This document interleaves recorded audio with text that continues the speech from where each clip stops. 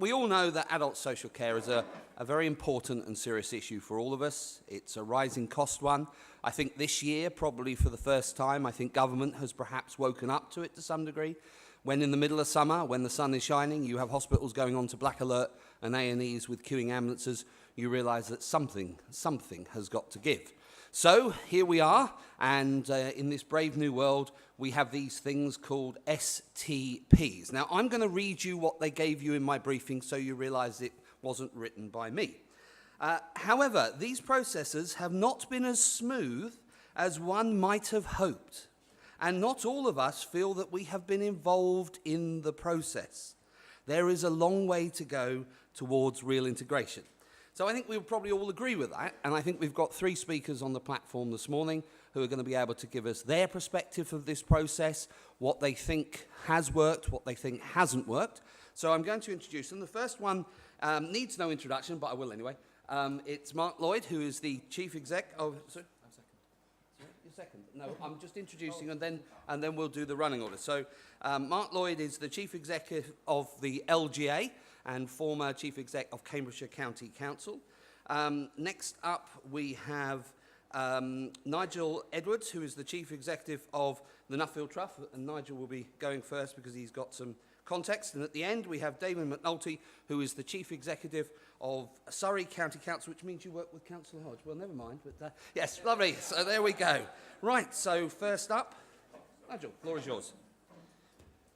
That's right. Thank you very much. Thanks for inviting me. I've had my time radically cut, so it's a sort of metaphor for what's going on. The picture for the NHS has been better than for local government. I don't need to tell you that.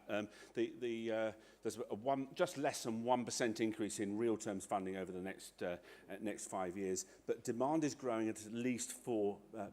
And despite years of the NHS promising that it will manage demand down, it's failed to do so. You'll notice it's all front-loaded. That's really to plug a very substantial deficit in the provider side of the system, which has been paid significantly less than it's been costing to produce its services. So there's some of that transformation fund is actually really being used for sustainability. So the usual pressures you're all familiar with. The population is aging very fast. It's not getting healthier as it ages. We had hoped we'd get more years of healthy life. We're not seeing this. There's a whole series of new technologies and other stuff coming through.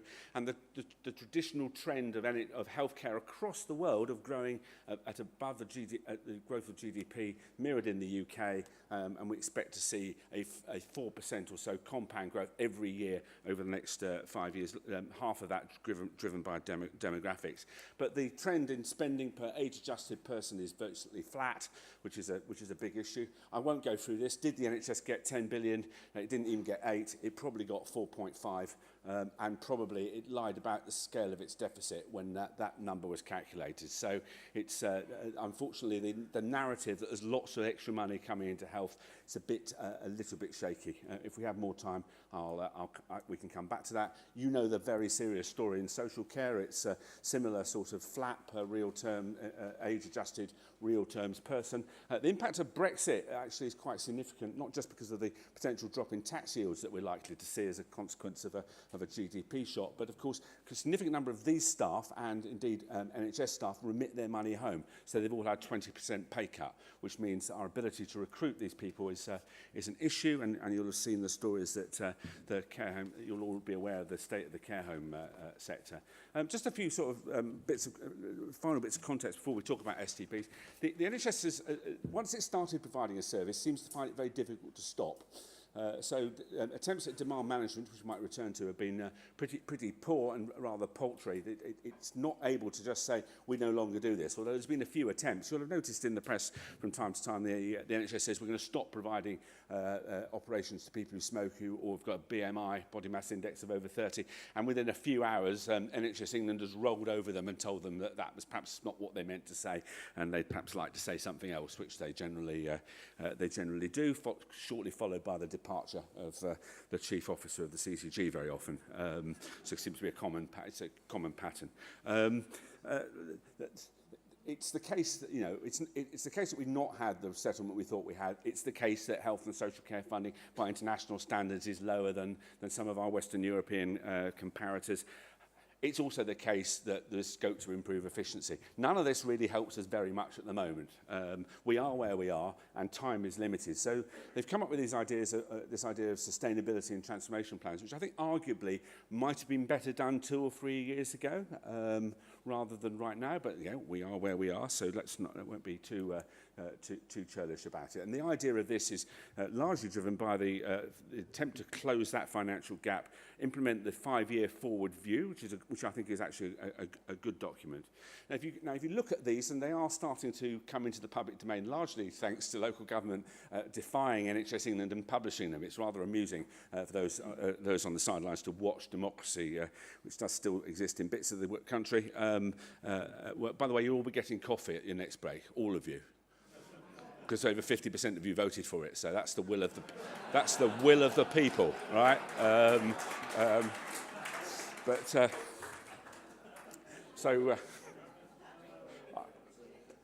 I should have not said that joke.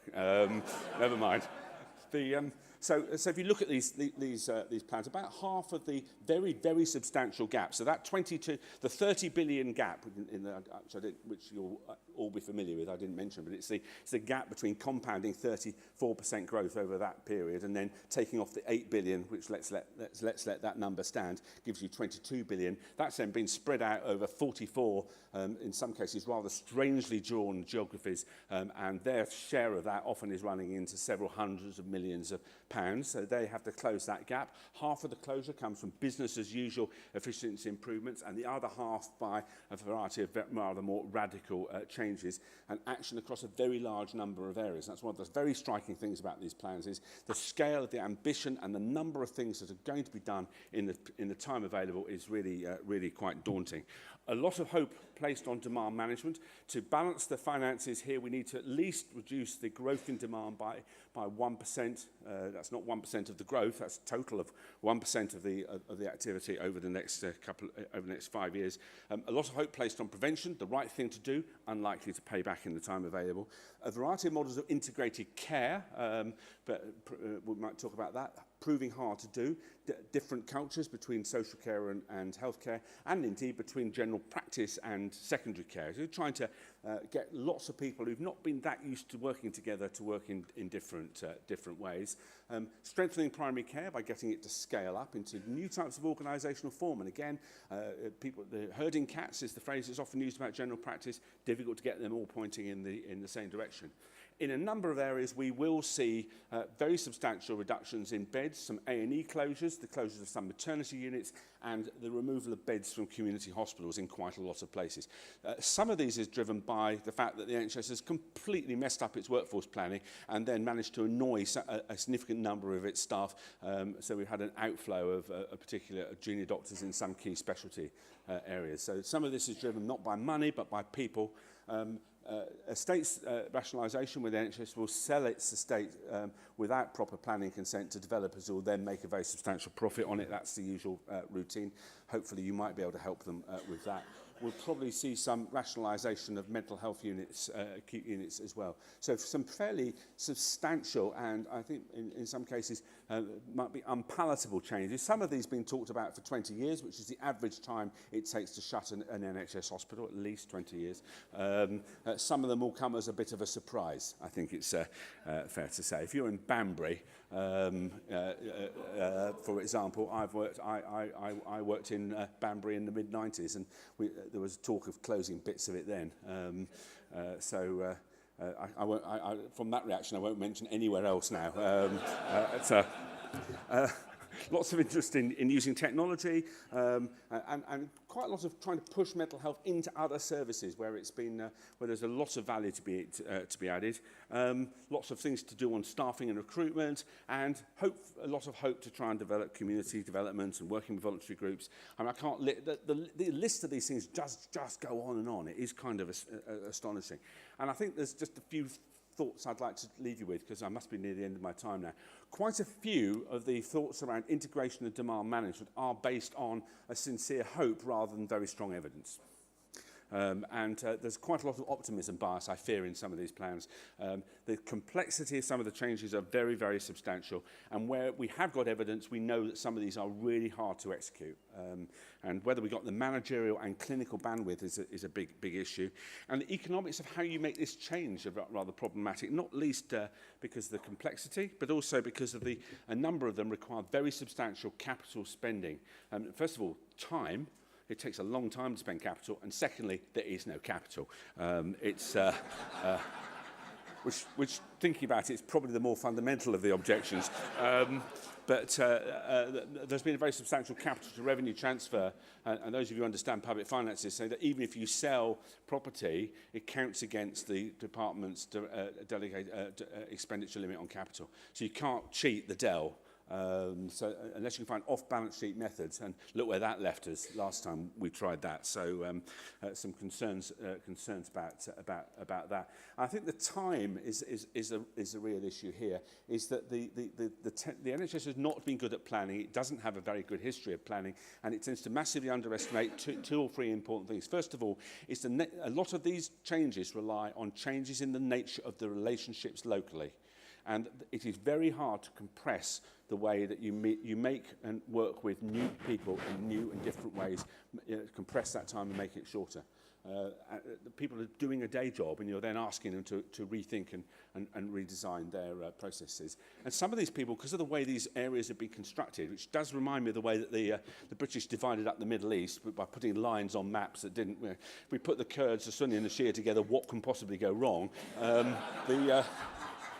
But there are a few places where you look at the way that the geographies are being created and you say, well, Dorset makes sense, right? But there are a few others, and I'm sure there are people in the room who are looking at their STP and thinking, well, how does this actually relate to any geography that we understand? So that further complicates the process. I went to a meeting of Humber, Coast and Vale, which is 3 geographical features, not a place. And the people and that's Scarborough, York, North Lincolnshire and Hull, and these people had never met each other before. And the second time they met was outside the room going to see Mark and Simon Stevens to explain what they've been doing. So there is just an elapsed time thing here, and it will be hard to shorten the process. So you might want to ask, when you see these plans, how good is the evidence for what's being proposed? And when you reduce activity, how are you actually going to make savings? Are these real savings, or are they just avoided costs, which is fine, but you need to be clear about what they are.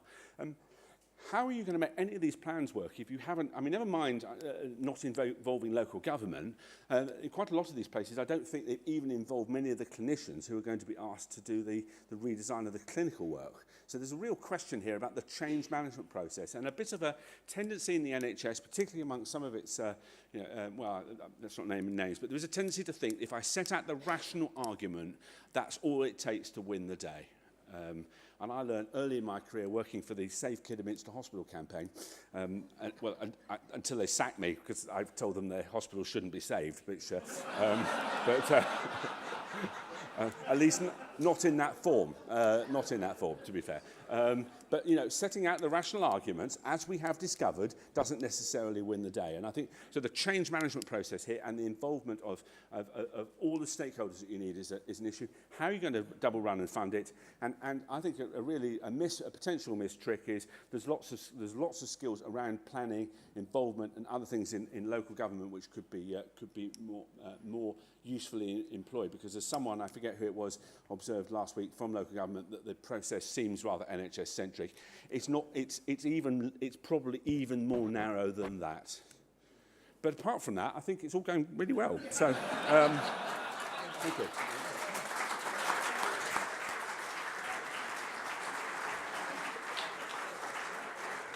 Well, thank you, Nigel, for those observations. And next up, we have Mark. Mark, the floor is yours.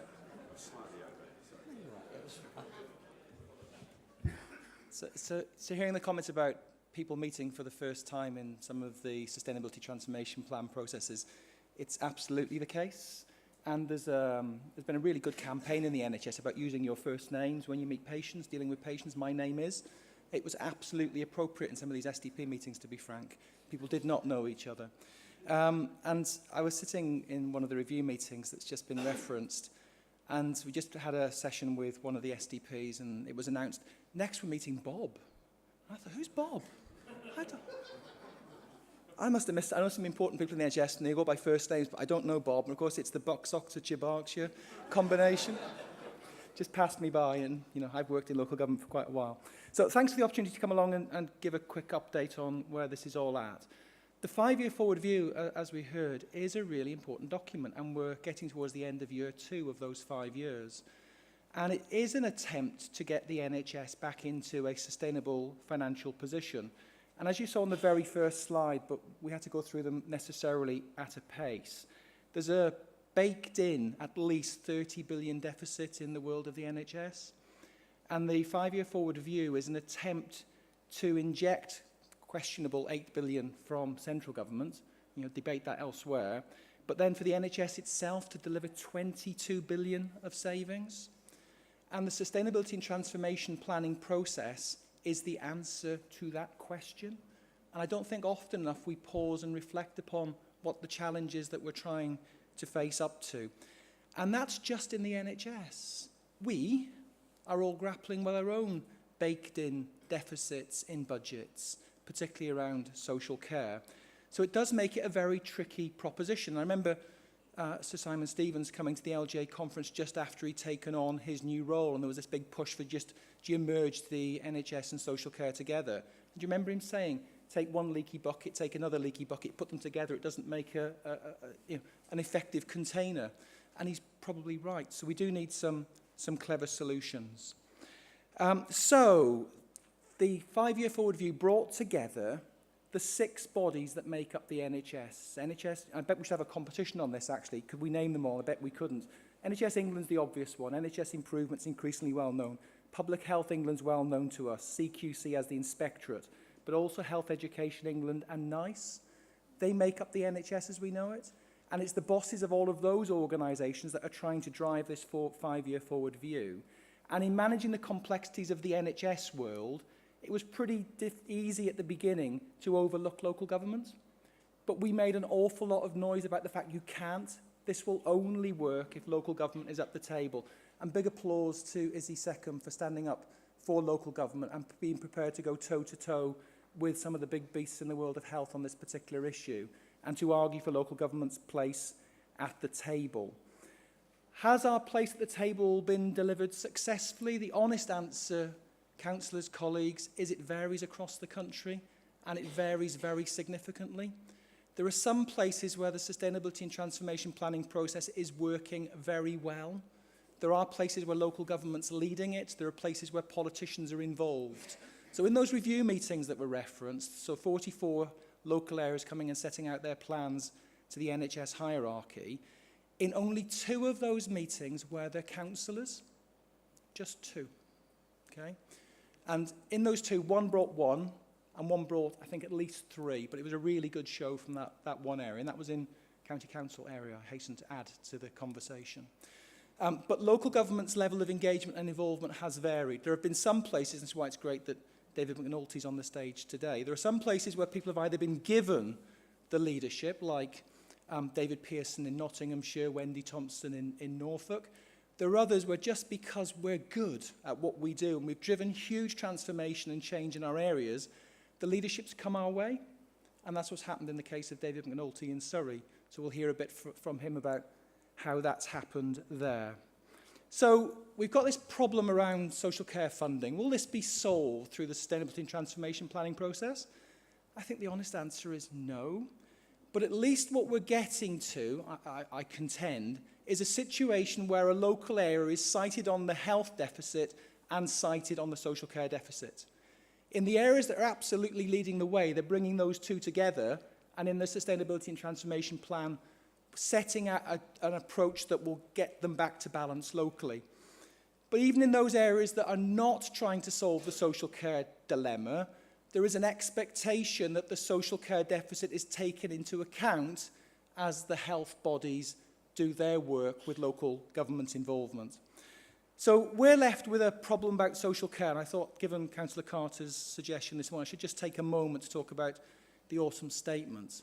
So with your help, the LGA has made a submission to the autumn statement that describes a 5.8 billion deficit in funding to local government over the medium term.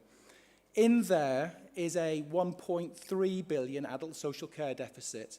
Together, of course, with deficits around children's service of almost 1.9 billion, impacts of apprentice levy, homelessness, etc., which gets us to 5.8 billion in total.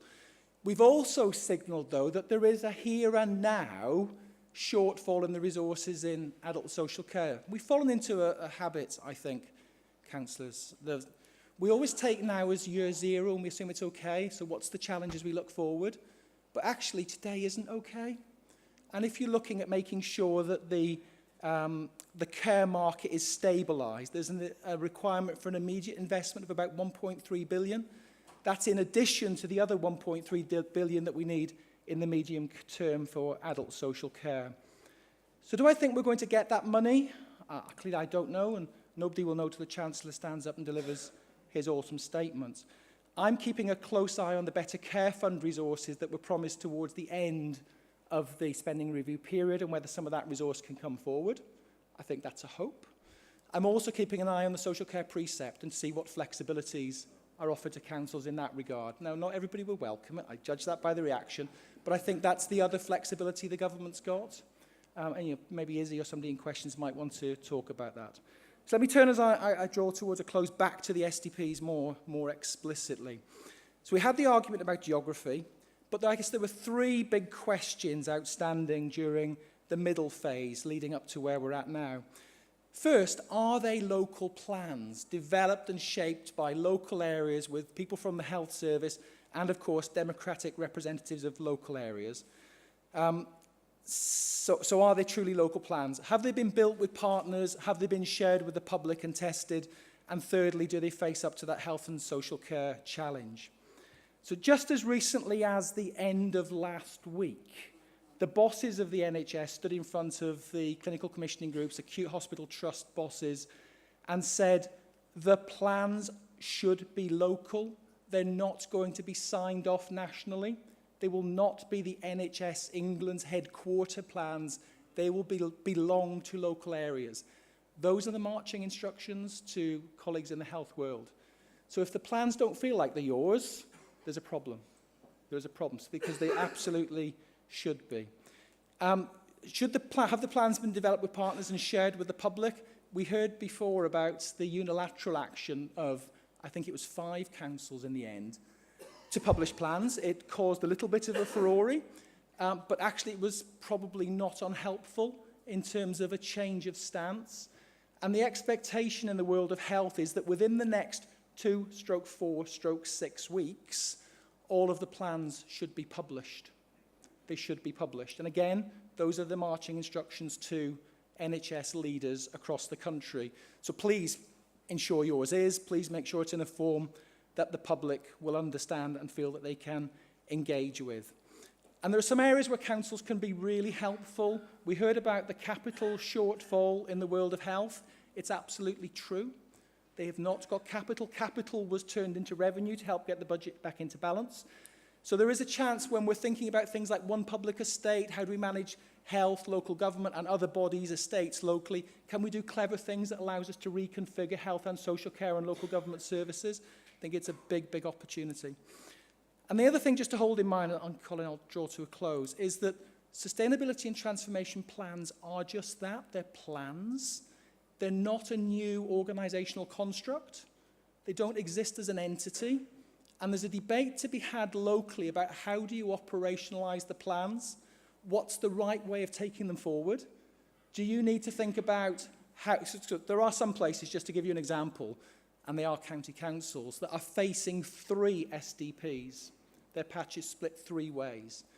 That's really difficult, incredibly difficult. So as we move to this operational phase, how do we start to explore the issues, to use, again, Councillor Noble's reference to coterminosity? How do we start to ensure that public service reform is driven and effective through thinking about the best way of moving the plans forward? So capital, thinking about the planning, and then please, colleagues, when you go away from here, do ensure that your plan's shared with the public. Otherwise, if it's not backed by you, it will not stand the first contact with the public. It absolutely will not. So the proposals that are in them, if they're controversial, if the public don't know that their democratically elected representatives locally have been part of shaping them, and that you are not able to back them, the plans will not go very far at all, and we'll end up with a repeat of the deficits that I described in my very early comments.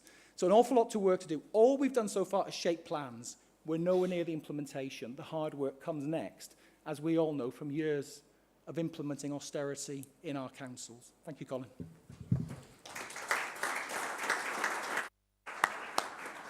Right. So next we have David McNulty. David.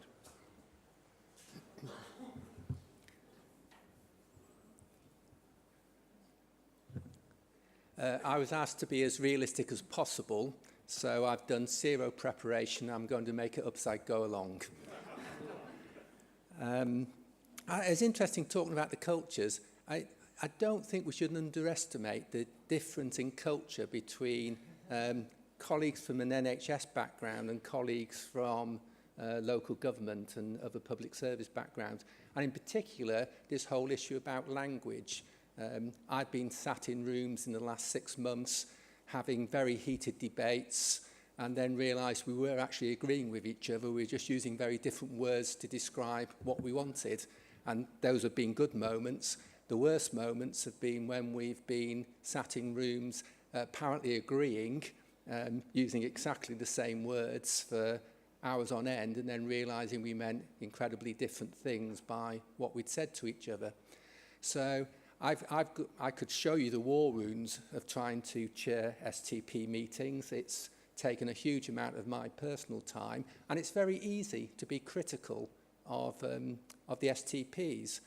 And in a different context, maybe I would be, except I think genuinely STPs are one of the biggest opportunities that we've actually had for some time to do something that's really important.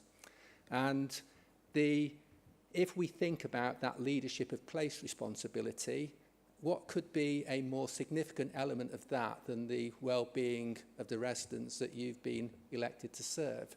And this thing about the transformation that's required to get sustainability is crucial in this, and thinking through what it requires from us in terms of leadership in order to get the degree of change that we required to have a genuinely sustainable system for our residents into future generations.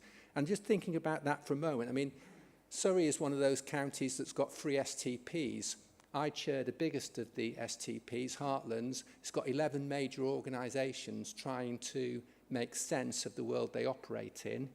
And it's interesting because one of the key contributions that local government can make, and we're actually the only ones who can make it, which is why it's so important, is that all of those organisations, almost some of them by requirement in the way they're established, are pursuing their self-interest. So organisational self-interest is the dominant element of what they're doing.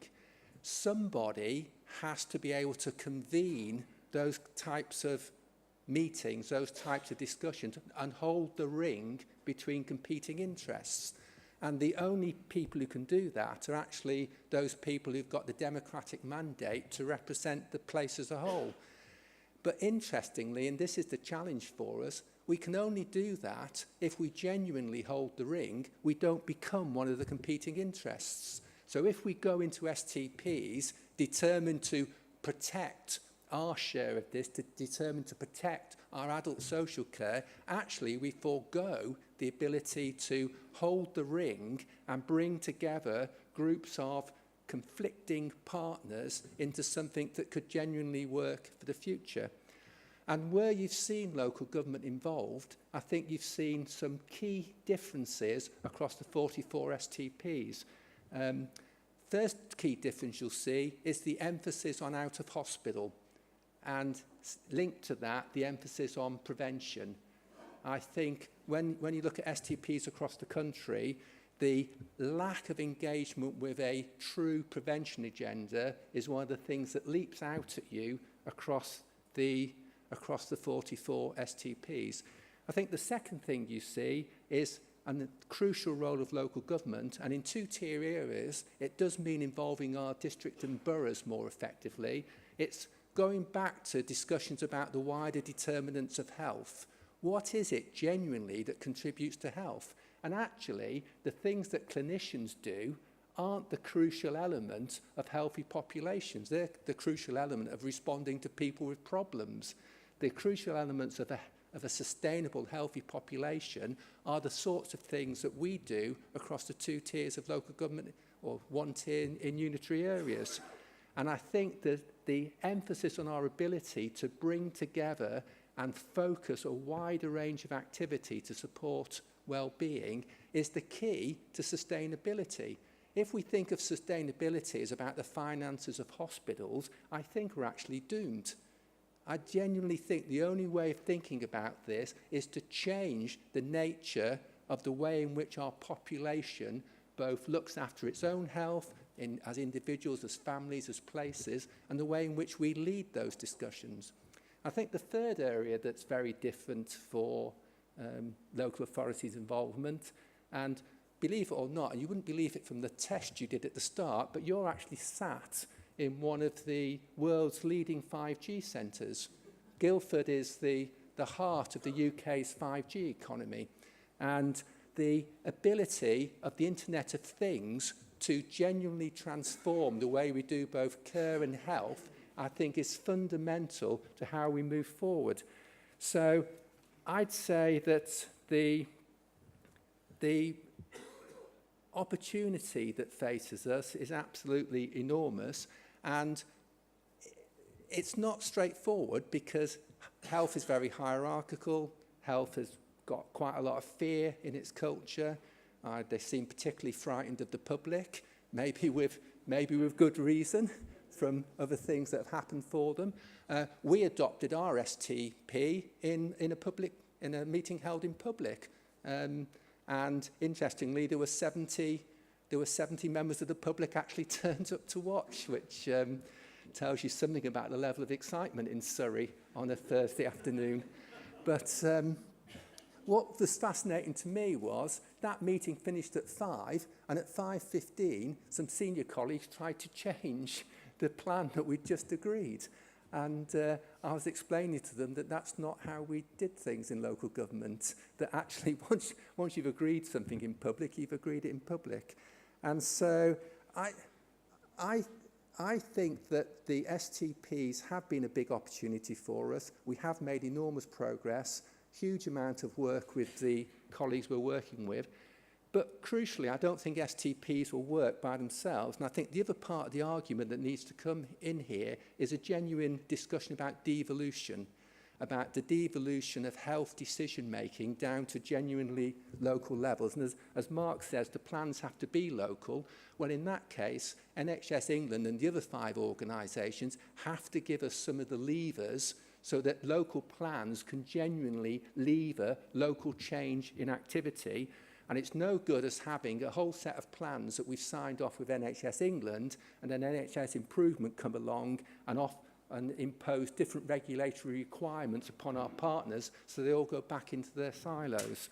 So I think my final comment is that I think it is a moment in time where we can either step forward as local government and take control of the STP process, or we can have a lot of enjoyment and a lot of fun criticising how bad it is and leave our residents in the lurch when we get to 2020.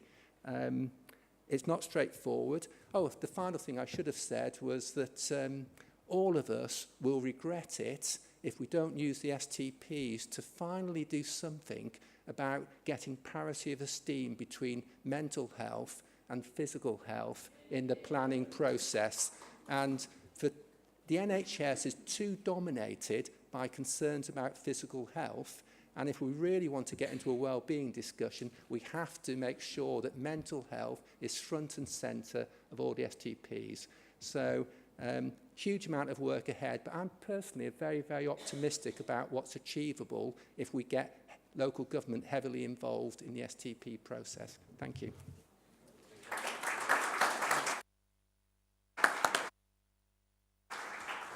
Right, we have a few minutes for questions, and then we've got 4 questions at the end we're going to do on the app. So if you haven't registered yet, now is your last chance. So we'll start.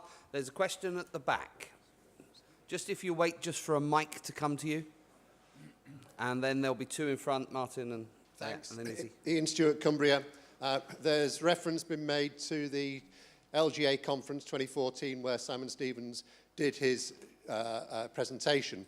And at the end of it, there was a series of questions which I was able to get one. And the question was about the culture and the difference in culture between the NHS and local government. And the response from Simon Stevens was, oh, well, it's a secret, which didn't help. And it still seems to be a secret. I've written down a number of notes, but I think the most important thing is about the inconsistency of operation of the 44 STPs to date, and the inconsistency of the engagement with local government as a whole, and of local councillors in specifics.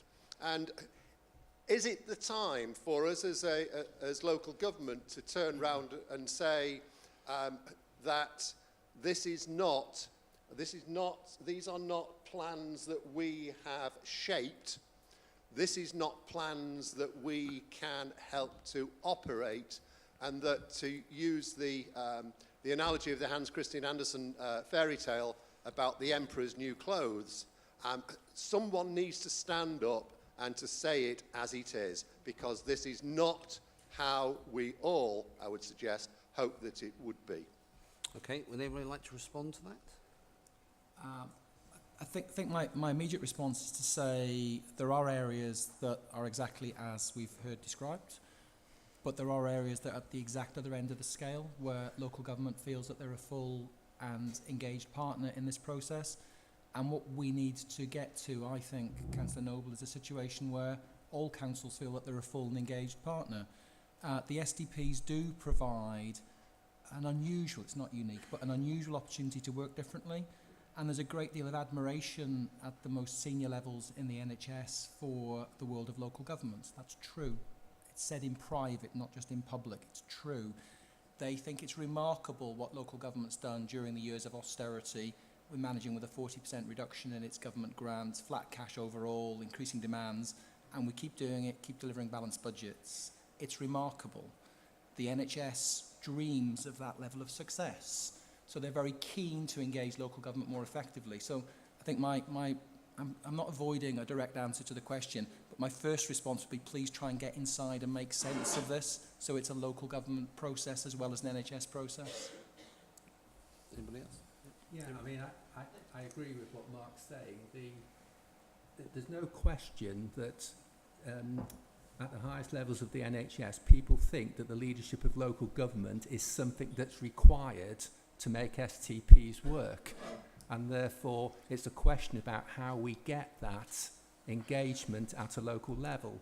And I think there's something about, if we stand up and, I'm not saying this is what you're advocating, but if it looked like we were throwing the toys out the pram, I'm not sure that's the basis to get us in the room for the conversations that are required. But I do think it's a recognition that we have to go in there with something to offer, and there's a whole set of areas that we could offer. And so it's more, I'd have said, in line with saying these are the things that feel missing from the STP, and these are the things that local government in this area could bring to it. And going with that offering, I think, would be very well received by national NHS, even if there's still some resistance locally. Okay. Right, Martin was next. I have to say I'm very surprised what I've heard from the last 2 speakers, because the history of this is the integration between health and social care. And remember Eric Pickles some years ago, he negotiated the BCF process whereby we were given money jointly with the health service to go away and integrate and all the rest of it. Well, in Lincolnshire, which is where I come from, we've taken that very seriously, and we're one of the largest cooperators, if you like. And we've been talking for a long time with health colleagues about integration, neighbourhood teams, and all the stuff that we know, which is very good. Frankly, been very frustrated by the lack of agreement within the NHS how to move that forward, and a reluctant refusal to actually make any decisions. And this process is probably going on 2 years, and we wonder why that should be. So what's happened now is, of course, we've now got this STP process, which has suddenly appeared because there's a crisis in the NHS. This has been a top-down command and control process whereby all these STP areas have been told you've got to balance your books, get on with it. And what you're now saying to us is, and that's been done from the centre, and they've done it, and obviously asked for limited input from councils. You're now telling me that I should just automatically stand beside these plans, even though they probably mean removal of services in parts of my area and many other areas, as we heard from the first slide. I don't mind standing shoulder to shoulder with people, and say, well, we've talked this through together and this is the right thing to do. And as council leaders, whether it's with libraries or other services, we've done that because it's the right thing to do.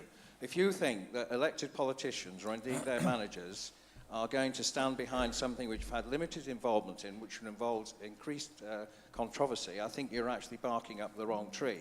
I believe in democracy and I believe in engagement, so I think actually I'm really surprised at the line you've taken, and I don't think anybody else. I'm very happy for Surrey because obviously they've got good news to tell, but I think in areas where there's some very difficult proposals going to be made, it's no way that we should be expected without any proper engagement to actually back it. Mark. So, thanks, Councillor Noble. I'm not for one moment asking or suggesting that leaders of councils put their name to something that they don't feel ownership of. Absolutely not. What I was suggesting is that the Sustainability Transformation Planning process gives local government a chance to shape solutions that will best suit their local areas. And the reality of life that we're so used to is that there are less public resources available. Things have to change one way or another. Perhaps we can get Philip Hammond to rewrite the rules, but as they're framed at the moment, there will be less resources available in the world of social care and in health. So what's the right solution? I think it's a lot of the stuff that we heard from David McNulty about community-based solutions, different approaches that are not acute-led, about making sure we work effectively in the communities with GPs on mental health, etc. There's a chance for us to make sure that the paradigm is one that we think is right for our local communities. I'm not saying at the end of a process, when somebody comes along and says, here's a plan we've developed in private / secret, please put your name to it, councillor. That's the last thing you should do. We should be inside shaping these plans so they're approaches that are right for our communities and will address our long-term solutions and will be sustainable in the long term too. I think the problem is that for a lot of us, it's been trying to find out where the meetings are and then banging on the door and demanding to be let in. So I understand entirely where you're coming from. Now, either you put both of your hands up, Martin, or the chap next to you put his hand up. No? No? Right. Okay, so we're going to come forward. It was Izzy next, but you have the mic, sir. So it's you, then Izzy. Lovely. Thank you. Good afternoon. Andrew Mitchell. I'm leader of the independent group on Cornwall Council and also on the subcommittee that's going to be investigating and looking at our STP. It is a very touchy subject. I thank the committee that's before us for their views, but I do take the view of the speakers before me. We've certainly had one meeting where it felt like health came along and said, we're going to do this to you and we expect you to sign it off at the end. I had to point out that it was our job to actually scrutinise and question the STP, not just go, what a wonderful job. As you say, a 5-year time period is absolutely ludicrous. I actually think within that you'll still have some people who don't know the first names of the other people that they're supposed to be working with. And it will take a lot of investment up front. If you're just going to say, here's a plan, we're going to reduce beds at our acute hospitals, we're practically going to close every community hospital, we're not going to provide this for you, we're not going to provide that. The public are just going to go, what are you on? So I do believe there is a huge role for local government to play, but I think we have to talk with central government as well, and it is a national health service. I know it was stated that NHS England will not be going, this is what you should do. But to an extent, I actually would welcome them to do that. In Cornwall, health is divided into practically the same 6 that was mentioned for nationally, and it doesn't work. And you have overpayment to chief executives of those organisations. every couple of years or less, they seem to move on because something went wrong somewhere. We've just had a report by PwC in our local big hospital saying that the culture of bullying and not working together is horrendous. And it's how we get over that, first of all. So for us to stand up with our health colleagues, where we haven't been able to have that much input, I don't think is a way forward, and I think it will divide rather than unite. Okay, Nigel. Well, lots of points in there. Perhaps just a general one. One thing that's very striking when you look at other European countries is that no one tries to run a health system for 50+ million people from the centre. Because we've tested the hypothesis that it works pretty extensively, and I think we've shown it doesn't. And if you look at the successful health systems in other countries, they're either small enough that you can get most of the people you need to talk to around a relatively small table, or they're run on a more regional basis, often with local political representation locally. The toxic nature of the top-down culture of the NHS is a very serious problem. And it strikes me it's got worse over the last few years. Some of the most successful areas that dealt with this have done it by creating a shield that protects local services from some of that malign influence. So places like Northumbria, for example, seems to have done it quite well. Manchester is heading in that direction. I think there's a strong argument for using some of that local political capital you have to help those leaders that have managed to survive the sort of Maoist sort of continuous revolution to create a local environment that can implement and plan some of the changes over this longer time horizon, because NHS has another problem, which actually does seem to be a feature of health systems, which is next week is strategic and the week after is the unimaginable future. And it's lost its ability to focus long term. So I think there's a choice here, which is whether or not one can create some form of local leadership, because these STPs are a bit flaky and they're not a proper thing that can create some of that environment for change, or whether one sort of sits and perhaps gives the occasional helpful suggestion while broadly opposing what's going on. It's probably a bit of a binary choice. Now, yeah. I'm desperately mindful that we stand between you and lunch, so we've got 2 more questions, then we're going to stop the questions from the floor, and then we're going to go to the voting questions, and then we'll release you for your lunch. So the next, Izzy. A couple of things that came up that I really have to bring up. The precept issue that you brought up, Mark. This came up at NCAS last week. And I have to say, there isn't any way that I could support that. And I think largely because we know that 11 authorities, or thereabouts, did not raise the precept this last year.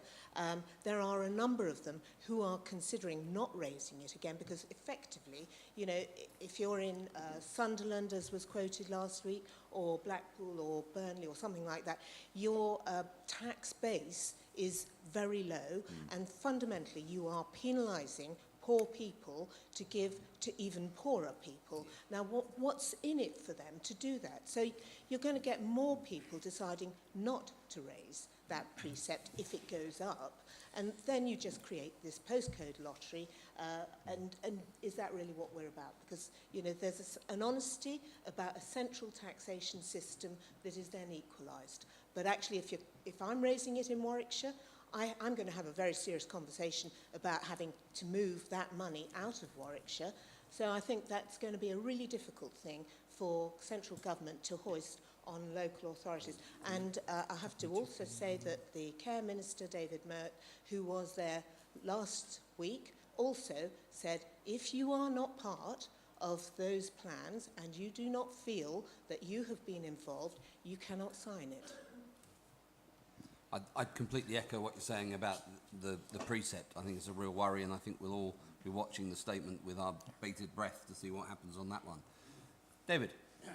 Thank you, and welcome to Surrey, the great county. That's why you came back.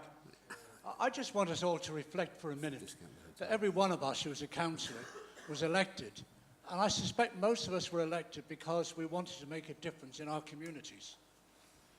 For me, local government has always been a misnomer of a word. when actually it's really about public services. If we could cast our minds to the next 20 years and think about public services running local services and the government running the national strategic services, we'd be at a much different place. And I actually genuinely do believe that we in local government, we've shown over the last 5 to 6 years how good we are at doing things, how good, not only as councillors, but as officers. The way the Chief Executive, Section 151 officers and senior officers and junior have actually worked really hard to drive change to good. It is obvious to anyone, and I've just spent, unfortunately, I spent 8 days in a hospital. Well, I spent about 2 weeks in a hospital, 2 different hospitals. And do you know what was going through my mind the whole time? I'd love to get hold of this hospital and run it. Because I genuinely could see where changes could be made, where I saw duplication after duplication, where I thought local government and councillors could take responsibility.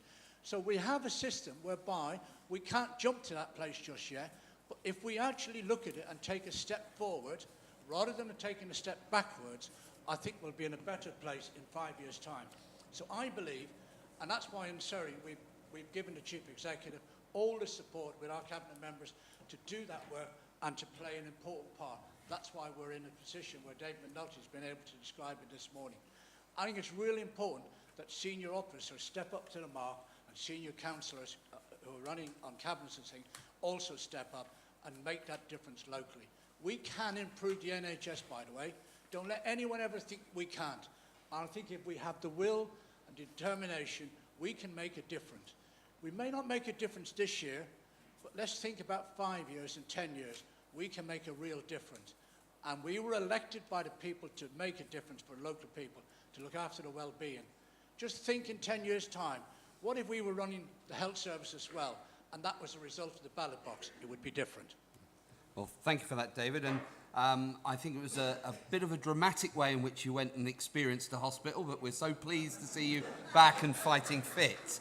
So I'm now going to welcome back Ed from PA Consulting, and we're going to do the 4 questions, and then it's lunch. Ed. Wow, have I got an incentive to make this quick? Yes.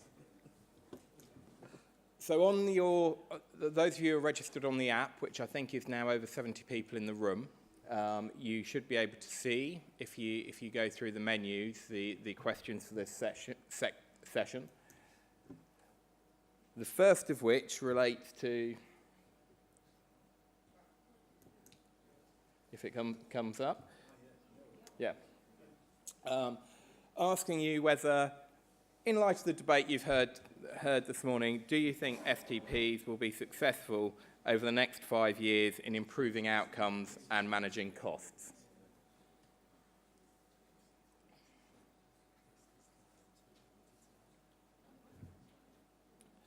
So you can see that nearly 40% of you think that in some areas the STPs will be successful. About a third of you taking the view it's too early to tell, and a fifth of you being quite pessimistic and it won't make a significant difference. As I said before, we will share these results after the event. The next question, which is very pertinent following the Leader of Surrey's comments, I think. If we could get it up. Is, to what extent should you, elected councillors, be involved in the governance of the STP, ranging from taking a leading role in decision-making to effectively saying you should opt out of any decisions related to the NHS? Okay, so we should have some results from that. Which I guess is a fairly clear majority saying that elected councillors should have a very key leading role in decision-making in relation to STPs. I suppose it would be quite nice to also ask the question of how many feel you're in that position now. But the next question we would like to ask relates to devolution,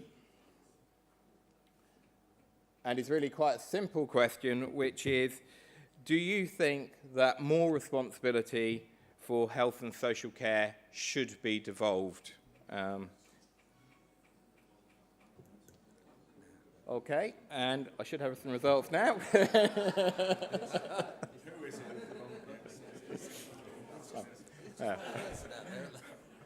So I think the county network is, I'm talking with very nearly one voice here, isn't it? The final question, and it was mentioned today that you'd had Better Care Fund, and we've moved into STP, and over time there have been a number of iterations of attempts to bring health and social care together. So the final question is saying, accepting that STPs are probably not the final answer, should we continue the efforts to try and integrate health and social care despite some of the challenges we've heard about this morning? And again, it's yes, we should be driving for complete integration. Yes, but we should be pragmatic and focused on what works. Not sure, or a simple no. Oh. So.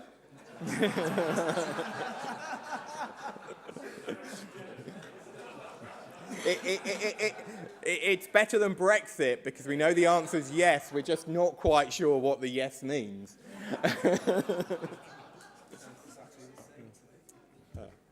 Thank you very much for that, Ed. So that means integration means integration. Anyway, have a lovely lunch. Thank you very much.